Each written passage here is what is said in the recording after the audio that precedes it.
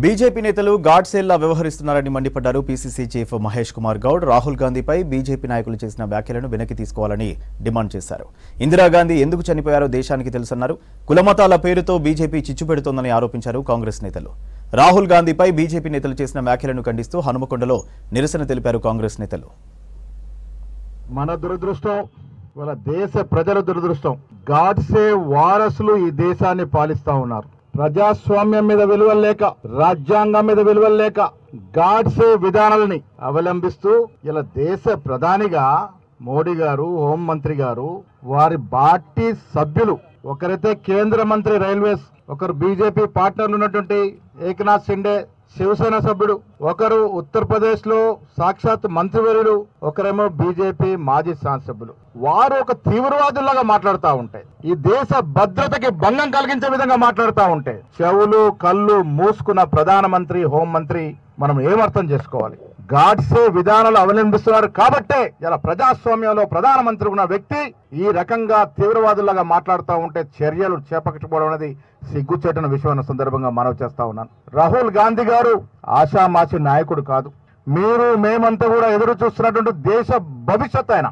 అలాంటి రాహుల్ గాంధీ గారిని మీ నాయనమ్మకు పట్టిన గతి పడుతుందంటే ఎందుకు పడుతుందా గతి? అసలు నాయనమ్మ చనిపోయిన విధానం ఏమిటి? ఎందుకు చనిపోయింది నాయనమ్మ? ఈ దేశ భద్రత కోసం, ఈ దేశం అఖండంగా ఉండాలని, ఈ దేశంలో తీవ్రవాదం నిర్మూలించాలని తపన పడుతున్న సమయంలో తీవ్రవాదుల చేతిలో తూటాలకు బలైంది. ఒక్క ఇందిరాగాంధీ కాదు, ఆ కుటుంబం సర్వం త్యాగం చేసినటువంటి కుటుంబం. రోజు లేస్తే మతం, కులం ఈ రకంగా మాట్లాడే వ్యక్తులు మనకొద్దు. ప్రజలు విజ్ఞతతో ఆలోచించాలి. మతం పేరుతో చిచ్చు పెడితే మనకు వచ్చేదేముండదు, కులం పేరుతో వచ్చేదేం లేదు.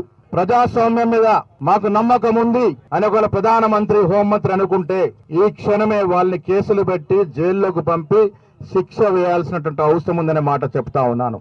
మన నాయకత్వం మీద అవాకులు చెవాకులు పేలుతున్నటువంటి భారతీయ జనతా పార్టీ విధానాలకు వ్యతిరేకంగా రాజ్యాంగాన్ని రచించినటువంటి డాక్టర్ బాబాసాహెబ్ అంబేద్కర్ సాక్షిగా ఈ రోజు ధర్నా తెలియజేస్తా ఉన్నాం. మనిషికో మాట, గొడ్డుకో దెబ్బ.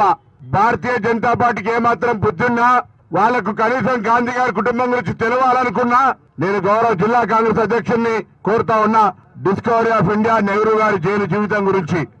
భారతదేశ తొలి మహిళా ప్రధానిగా 17 సంవత్సరాలు ఇందిరాగాంధీ గారు పరిపాలించిన విధానం యొక్క ఆ రోజు బ్యాంకుల జాతీయకరణ కావచ్చు, రాజభరణాల రద్దు కావచ్చు, పేదరిక నిర్మూలనకు గరీబీ హఠావు కావచ్చు, అంతెందుకు దేశ ఐక్యత కొరకు ప్రాణాలు అర్పించినటువంటి కుటుంబ కాలి గోటికి సరిపోయినటువంటి నాయకత్వం ఇలా రాహుల్ గాంధీ గారి గురించి, గాంధీ కుటుంబం గురించి మాట్లాడుతూ ఉన్నారు. ఏదైనా సామధాన భేద దండోపాయాలు ఒకవేళ మీరు ఇదే పద్ధతిలో రాదలుచుకుంటే గ్రామ గ్రామాన కాంగ్రెస్ పార్టీ ఒక్కసారి తిరుగుబాటు చేస్తే భారతీయ జనతా పార్టీ నామరూపాలు లేకుండా పోతుంది. జాగ్రత్త. నేను సాక్షాత్తు పార్లమెంటులోనే చూశాను. రాహుల్ గాంధీ గారిని ఎంత ఇబ్బంది పెట్టాలో అంత ఇబ్బంది పెడతారు.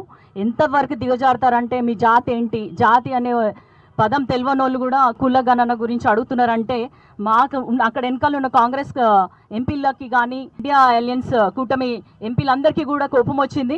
కానీ చాలా నింపాదిగా రాహుల్ గాంధీ గారు నిలబడి, మీరు ఎంతైనా నన్ను అవమానించుకోండి, కానీ నేను ఖచ్చితంగా కుల గణన చేసి తీరుతాను, ఇదే పార్లమెంట్ సాక్షిగా అని వాగ్దానం చేసినారు. ఆయనకి ఎంత నిమ్మదనము ఉన్నదో దాన్ని అంతగానో ఏదైతే నరేంద్ర మోడీ గారు చెప్పారో, అబ్కీ పార్ 400 పార్ అని చెప్పి 400 కాదు కదా, 300 కూడా దాటలేదు. అందుకే వాళ్ళలో భయం ఏర్పడింది, వాళ్ళ నమ్మకం సన్నగిల్లింది. కాబట్టే రానున్న రోజులలో ఖచ్చితంగా కాంగ్రెస్ ప్రభుత్వమే కేంద్రంలో నిల్చుంటుంది అన్న విషయం వాళ్ళకి తెలుసు. రానున్న ఎన్నికల్లో కూడా ఎట్లయినా వీళ్ళని కాంగ్రెస్ కార్యకర్తల మనోభావాలు దెబ్బతినాలి అనే విషయంగా కాగిత పుల్లలు అందరినీ కూడా ముందు పెట్టి పిచ్చి పిచ్చి మాటలు మాట్లాడుతున్నారు. కానీ మీరు అందరు గుర్తుపెట్టుకోండి, ఇప్పుడు మనకున్న పిసిసి ప్రెసిడెంట్ అధ్యక్షతన మన కాంగ్రెస్ అంతా కూడా బలపడుతుంది. అదేవిధంగా కేంద్రంలో కూడా మనం బలపడుతున్నాం. రానున్న రోజులన్నీ కూడా